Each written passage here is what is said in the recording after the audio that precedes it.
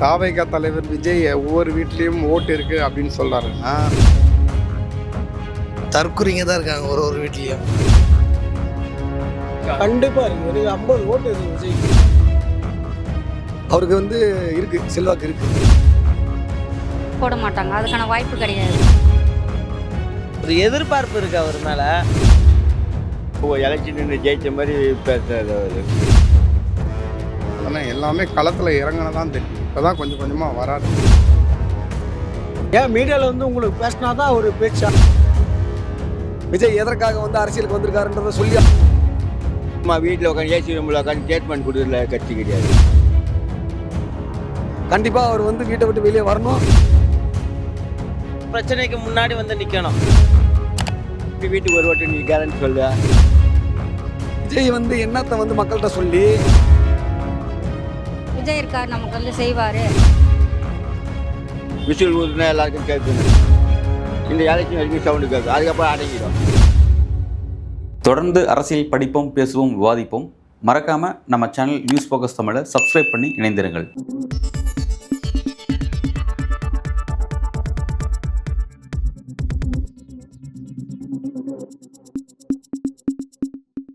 தாவேக தலைவர் விஜய் அவர்கள் என்ன சொல்றாரு அப்படின்னா, எல்லார் வீட்லேயும் விஜய்க்கான ஓட்டு இருக்குன்னு சொல்றாரு. ஓட்டு இருக்கா எல்லா வீட்லேயும் விஜய்க்காக? ஒரு எதிர்பார்ப்பு இருக்குது அவர் மேலே. அவர் அதுக்காக இன்னும் உழைக்கணும். கண்டிப்பாக இருக்குது. எனக்கு 50 ஓட்டு இருக்குது விஜய்க்கு. நான் வந்து வட சென்னையில் போர்டு ஃபஸ்ட்டு வச்சோம் நான் தான். கண்டிப்பாக ஓட்டு அவருக்கு இருக்குது. அது அவர் தான் கெஸ் பண்ணோம். அவர் ஒன்றும் எலெக்ஷன் ஜெயிச்ச மாதிரி பேசுறது அவர். பெரிய இது மாதிரி பேசுறது. அதாவது சொல்ல மல்லாந்து பத்துன்னு எச்சம் துப்புன்னு சாப்பிட அது நிறைய அது இன்னும் தெரியாது. எலெக்ஷன் அப்போ தான் அவருக்கு தெரியும். ஆமாம், ஒரு சினிமா ஃபீல்டில் இருக்கிறதுனால மேக்ஸிமம் எல்லாருமே வீட்டில் ஒரு குழந்தைங்க அவரை பற்றி அவருக்கு வந்து இருக்குது, செல்வாக்கு இருக்குது. தற்குறிங்க தான் இருக்காங்க ஒரு ஒரு வீட்லேயும். அதாவது கொள்கை தெரியாதவர்கள். நாளைக்கு விஜய் வந்து என்ன ரசிகராக இருக்க வரைக்கும் ஓகே, ஒரு 100 ரூபா கொடுத்து படம் பார்க்கலாம், அவர் என்டர்டெயின்மெண்ட்காக ஒரு என்ஜாய் பண்ணலாம். பட் நடிகரை தாண்டி ஒரு அரசியல்வாதி ஆகணுன்றதுக்கு ஒரு நாட்டோட தலையெழுத்து. ஒரு நாட்டோட தலையெழுத்துனா அவர் என்ன முடிவு பண்ணுறாரோ அதுதான் நாளை தலைமுறைக்கான ஒரு அரசியல்ன்றது சாதாரணம் கிடையாது. மக்களோட எதிர்பார்ப்பை அவர் பூர்த்தி பண்ணணும். என்ன மாதிரி எதிர்பார்ப்புகளை பூர்த்தி பண்ண வேண்டியது இருக்குது மக்கள்? யங்ஸ்டர்ஸ் மத்தியில் அவர் மேலே ரொம்ப மதிப்பு இருக்குது. அந்த மதிப்பை அவர் காப்பாற்றணும்னு எதிர்பார்க்குறோம். இளைஞரணி இப்போ இருக்கிற பசங்க போடுவாங்க, அதுக்கு முன்னாடி இருக்கிறவங்க போட மாட்டாங்க, அதுக்கான வாய்ப்பு கிடையாது. ஏன்னா வந்து இந்த 41 பேர் இறந்ததுக்கு வந்து அவர் அங்கே இருந்து ஒரு ரெஸ்பான்ஸ் கொடுத்து பேசியிருந்தாருன்னா அதுக்கான வாய்ப்பு கிடச்சிருக்கும். அவர் இங்கே அவர் இருக்கிற இடத்துல வர வச்சு தானே செஞ்சார். எல்லாமே சலுகைலாம் கொடுக்க வேண்டிய அந்த பணமெல்லாம் கொடுத்தாரு. அப்படி இருக்கும்போது அதுக்கான வாய்ப்பு கிடையாது. எல்லாருமே போடுவாங்கன்னு சொல்ல முடியாது. வணக்கங்க ஐயா. சொல்லுங்க. விஜய் அவர்கள் என்ன சொல்லியிருக்காரு அப்படின்னா, ஒவ்வொரு வீட்லேயும் தனக்கான வாக்கு இருக்கிறதா சொல்லியிருக்காரு. உங்கள் வீட்டில் வந்து விஜய்க்கான வாக்கு இருக்கா? எல்லாரும் போடுவாங்க அவருக்கு. ஏன் வந்து அவர் திமுக அதிமுக மாற்ற ஏன் விஜய் வந்து பார்க்குறீங்க? அவர் சினிமாவில் தனிப்பட்ட ஆள் இல்லை, அதே மாதிரி அரசியலில் இருப்பார். திமுக மாற்றுன்னு சொல்கிறாரு. ஆனால் திமுகவுக்கு எதிராக அந்த கள போராட்டங்கள்லாம் எடுக்கிறது ரொம்ப குறைவாக இருக்குது. எப்படி பார்க்குறீங்க? அது ஒரு கஷ்டம்தான், கொஞ்சமாக தான் போவோம். திமுக வந்து இப்போ சாதாரண திமுக வந்து காலகாலமாக இருக்கிற திமுக வச்சு ஒரு பிரச்சனை வருதுன்னா எல்லா கட்சி தலைவர்களும் ஏதோ சொல்கிறாங்கல்ல, அவரும் அதே மாதிரி வந்து பிரச்சனைக்கு முன்னாடி வந்து நிற்கணும். மக்கள் அதுதான் எதிர்பார்க்குறாங்க. நீ வந்து ஒரு தொகுதி வாரியா இது வரைக்கும் கூட்டம் போட்டுக்கிறியா? தொகுதி வாரியம் போட்டுக்கிறியா? அப்படி தொகுதி வாரியாக போட்டால் எப்படி வீட்டுக்கு ஒரு ஓட்டு நீ கேரண்டி சொல்லுவா? தொகுதி வாரியாக போட்டு இப்போ ஒரு தொகுதியில் போறியா, அந்த தொகுதியில் ஆதார் கார்டு, ஓட்டு ஐடி அவங்கள வரைக்கும் நீ வீட்டு ஏதாவது மண்டபத்தில் வச்சு சேரு. எத்தனை பேர் வரான் அவங்க கட்சிக்காரன்? மக்கள் பொதுமக்கள் எவ்வளோ பேர் வரான்? நீ அதை வச்சு நீ கணக்கு கேட்டால் கணக்கு. அது இல்லாச்சுமா எங்கேயோ ஒரு எவனோ சொல்கிறாங்க பேச்சு வீட்டுக்கு. அதாவது சின்ன பசங்க ரசிகராகிறாங்க, ஒத்துக்கிறேன். அதுக்காக ஓட்டு போட்டுவாங்கன்னு நினைப்பாயிடுமா? அரசியல்ன்றது சாதாரணம் கிடையாது. அவங்க போகிற ஒவ்வொரு ஸ்கீமுமே வந்து இன்றைக்கி போகிறத பிற்காலத்துக்கு தேவைப்படக்கூடியது. என்ன பண்ணுவார் அப்படின்றது தெரியாமலே அவர் ரசிகர்கள் அவருக்காக ஓட்டு போட தயாராகிட்டாங்க. இப்போது பார்த்திங்கன்னா ஒரு எதிர்கட்சி லெவலுக்கு அவங்க ரெடி ஆகிட்டு இருக்கிறாங்க. சிஎம் சீட்டு ஆக முடியாது, அவ்வளோ சிட்டிங்கில் வந்து வர முடியாது. ஒரு எதிர்கட்சி லெவலில் ரெடியாக இருக்காங்க. ஆனால் அந்த எதிர்கட்சிக்கான வேலைகளே பண்ணல, வீட்டுக்குள்ளே இருந்துக்கிட்டு அரசியல் பண்ணுறாரு.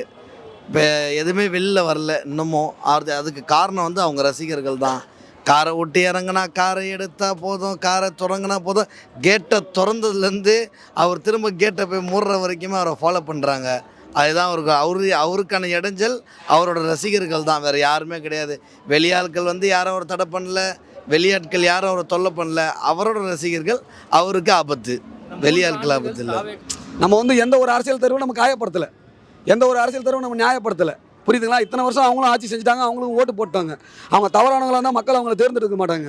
புரியுதுங்களா? இப்போ வந்து நம்மளுக்கு வந்துட்டு ஒரு அரசியலில் வந்து ஒரு இருக்குது, ஒரு வெற்றிடம்னு ஒன்று இருக்குது. அந்த வெற்றிடத்தை வந்து விஜய் வந்து பூர்த்தி செய்யணும்னா கண்டிப்பாக அவர் வந்து வீட்டை விட்டு வெளியே வரணும். வெளியே வந்து மக்களுக்கு அங்கே இப்போ நடக்கிற விஷயங்களை வந்து மக்கள்கிட்ட பேசணும். இப்போ மக்களுக்கு நிறைய அநீதி நடக்குது. பெண்கள் கற்பழிக்கப்படுறாங்க. இப்போ வந்து வெளியூர்லேருந்து வரவனா வெட்டி சாவடிக்கிறாங்க. இப்போ வந்து போதை கலாச்சாரன்றது வந்து நம்ம தமிழகத்தில் ரொம்ப அதிகமாக பெருகிடுச்சு. இப்போ ஒரு மது ஒழிப்பை பற்றியோ இல்லை மக்களுக்கு வந்துட்டு ஒரு விழிப்புணர்வை பற்றி எதை பற்றியுமே பேசாமல் சும்மா நான் அரசியலுக்கு வருவேன், நம்ம கருத்துக்களை மட்டும் சொல்லுன்றது கிடையாது. விஜய்க்கு நான் எதிரானவன் கிடையாது, ஸ்டாலினுக்கு நான் எதிரானவன் கிடையாது, அதிமுக எதிரான கிடையாது. தமிழர்களுக்கு நல்லது நடக்கணும். இப்போ தானே வந்திருக்காரு, அதுக்கு முன்னாடி வரல. இப்போ லேட்டஸ்ட்டாக ஒரு வருஷமாக இருக்குமா அவர் அரசியலில் இறங்கி, அது முன்னாடி இறங்கல. இப்போ வந்துன்னா ஸ்டார்டிங்லேயே தான் இப்போ 41 பேர் இறந்தாங்க மீட்டிங் போட்டு. இதுக்கப்புறம் அவர் வரதுக்கான வாய்ப்பு கிடையாது. அட்ரஸ் என்ன பண்ணியிருக்கிறாரு, என்ன தீர்வு தெரிஞ்சிருக்காருன்றது இன்னும் அந்தளவுக்கு ஒன்றும் ஒர்க் பண்ணலையே. எல்லா இடத்துலையும் வந்து அவர் நின்று பேசுகிறார் தவிர ஒன்றும் நான் தான் சொன்னேன், எல்லாமே களத்தில் இறங்கினதான் தெரியும். இப்போ தான் கொஞ்சம் கொஞ்சமாக வராரு. வந்ததுக்கப்புறம் தான் எல்லாமே தெரிய வரும். அது மட்டும் எதுவுமே தெரிய வராது. வாய் வார்த்தையை எதை வேணால் அவரும் பேசலாம், யாராக இருந்தாலும் யார் வேணாலும் வாய் வார்த்தையை பேசலாம். ஆனால் அந்த இடத்துல உட்காந்து பண்ணாதான் அது ப்ளஸ் அண்ட் மைனஸ் என்னன்றது தெரிய வரும். களத்தில் போராட்டம்ன்ற அவசியமே கிடையாது. வேலை நடக்குதா, இப்போ என்ன பண்ணுறாரு, அதுதான் முக்கியம். நம்ம இப்போ மக்கள் பிரச்சனை பேசுகிறாரு, ஏன் மீடியாவில் வந்து உங்களுக்கு பேசினா தான் அவர் பேச்சா? அவரோட செயற்குழு கூட்டத்தில் அவர் பேசியிருக்காரு, அப்புறம் என்ன வேணும் உங்களுக்கு?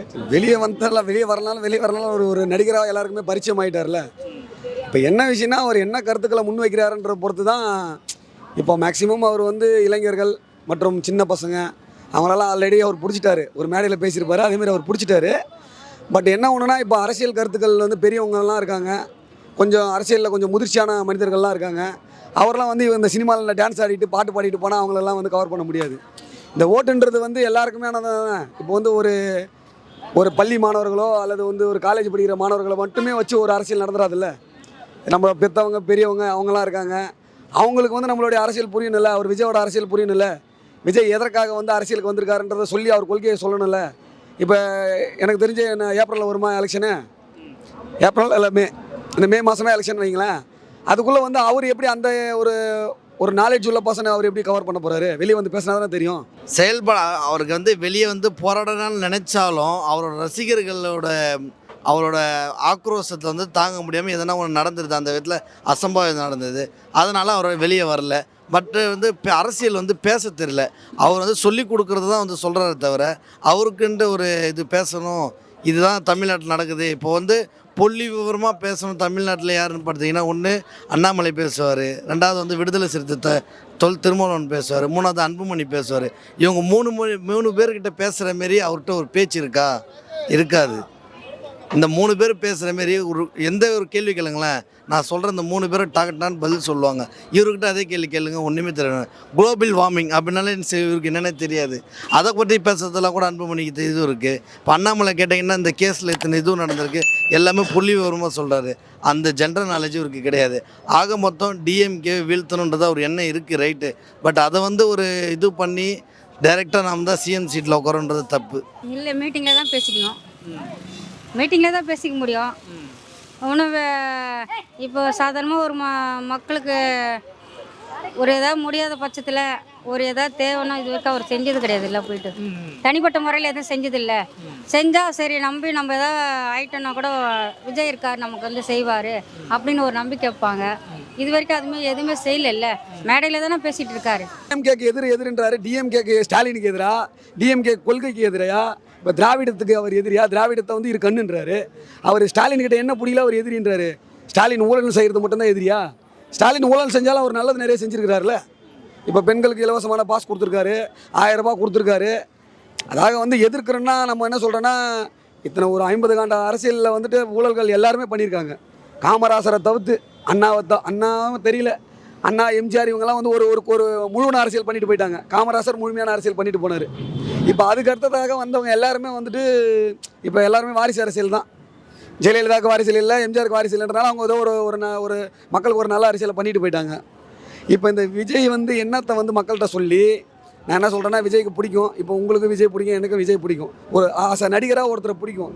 ஒரு நடிப்பு மட்டுமே ஒரு நடிப்பு மட்டுமே ஒரு கருதுகோளை வச்சுக்கிட்டு அதுவே ஒரு எல்லையை வச்சுக்கிட்டு ஒருத்தர் வந்து ஒரு அரசியலை பண்ணிட முடியாதுல்ல. கொடுப்பார், கூட சீக்கிரம் கொடுப்பார்.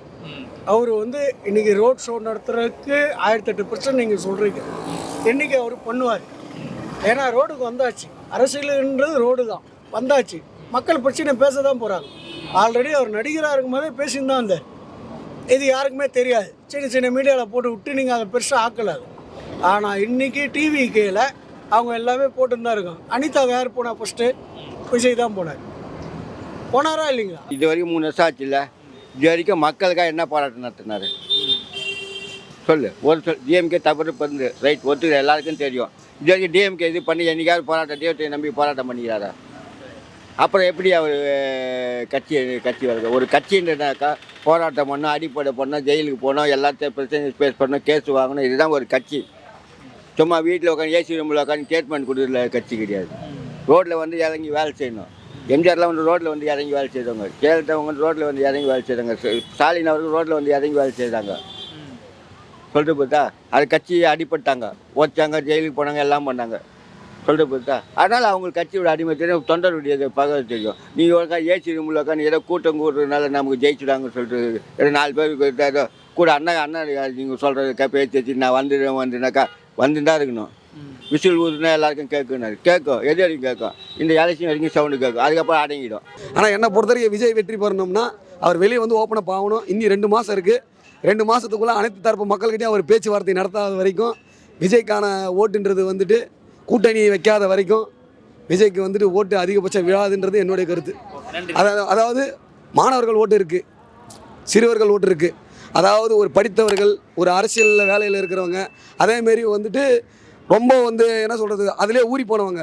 டிஎம்கேனா டிஎம்கே, ஏடிஎம்கேனா ஏடிஎம்கேன்னு சொல்லிட்டு ஒரு அதிலே ஊறி போயிட்டாங்க பார்த்தீங்களா? அவங்கள மாற்றுறதுக்கு விஜய் கிட்ட பேச்சு இருக்கணுன்ற. விஜய் அதுக்கான ப்ரிப்பரேஷனில் இறங்கணும். விஜய் வந்து விஜயோட தம்பியாக நான் சொல்கிறேன். விஜய் இதெல்லாம் கொஞ்சம் பண்ணார்னா விஜய் கண்டிப்பாக அடுத்த வாட்டி வருவார்.